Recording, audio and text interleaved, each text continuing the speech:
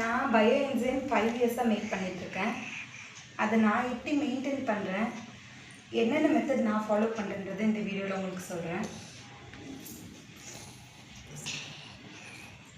நான் orange juice கடையில் நிறைய அளவில் ஆரஞ்சு தோல் கலெக்ட் பண்ணிவிடுவேன். கலெக்ட் பண்ணிவிட்டு பக்கெட்டில் தான் நான் இப்போ போட்டுட்ருக்கேன். இனிஷியல் ஸ்டேஜில் நான் பாட்டில்ஸில் தான் போட்டுருவேன். இப்போ பக்கெட்டில் நான் போட்டு வச்சுருக்கேன் அப்படின்னா அதை நான் ஃபில்டர் பண்ணிடுவேன். ஃபில்டர் பண்ணி பல்ப்பு தனியாக இந்த மாதிரி பக்கெட்டில் ஸ்டோர் பண்ணிவிடுவேன். பயோ என்சைமை தனியாக பாட்டில்ஸில் ஸ்டோர் பண்ணி வச்சுருவேன். இப்போ இது எல்லாமே நான் ஸ்டோர் பண்ணி வச்சுருக்கேன் பயோ என்சைம்ஸ்.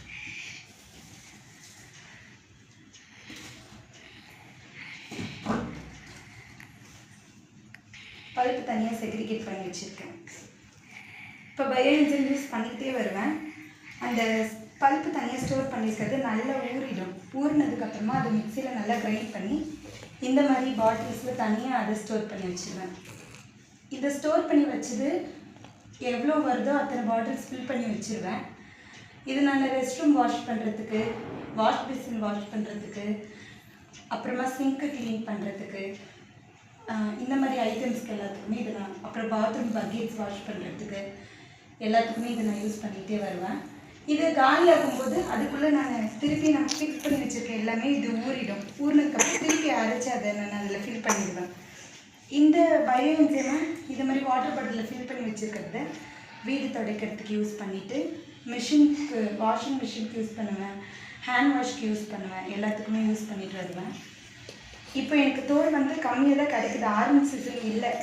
அதனால நான் என்ன பண்ணியிருக்கேன் அப்படின்னா, கையில் கிடைக்கிற தோல் கிச்சனில் இந்த பாக்ஸ் வச்சுருக்கேன்.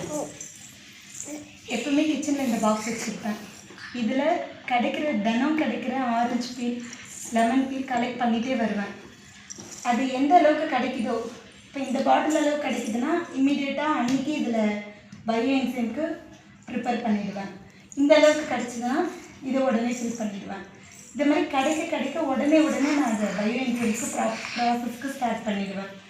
இது ஒரு பக்கம் போய்கிட்டே இருக்கும் அப்படியே.